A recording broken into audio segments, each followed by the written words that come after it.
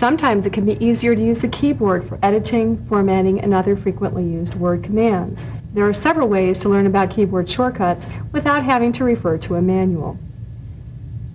Simply go up to a menu like File and notice the right-hand side different shortcut keys for these commands. Under Edit, we see the same thing.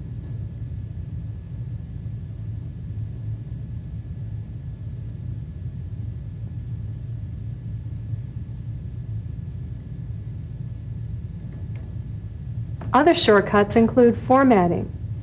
For instance, if I'd like to make this text bold, I could use my bold button in the formatting toolbar or simply use Control B.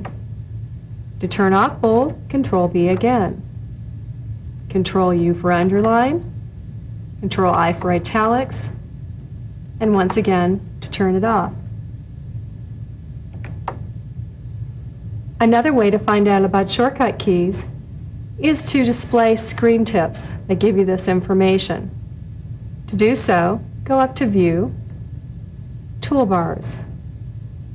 At the bottom of this list, choose Customize and pick Options. And one of the options, not only to show screen tips, but shortcut keys on the screen tips. And finally, choose Close. And let's see how this has changed things. Well, first of all, our standard toolbar has stretched out across the screen, so we may want to make some adjustments. Once again, pulling our formatting toolbar in so it gets a little bit of space as well. But next, let's look at some of these buttons and the shortcut keys.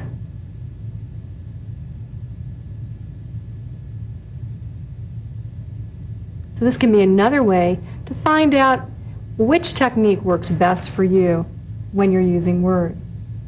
Finally, let's go back to that Office Assistant.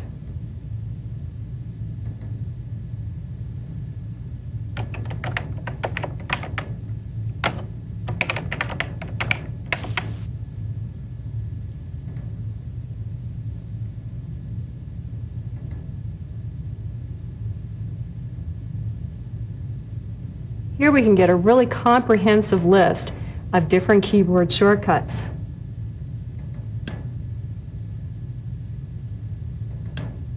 As you make selections, these can then easily be printed out for your reference.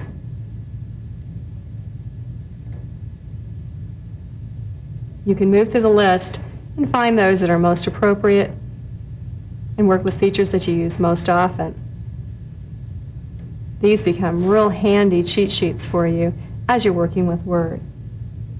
Keyboard shortcuts are especially handy because many of these are easy to remember combinations, such as Control-S for save, and many typists appreciate these commands because their hands do not have to leave the keyboard to perform major operations in Word.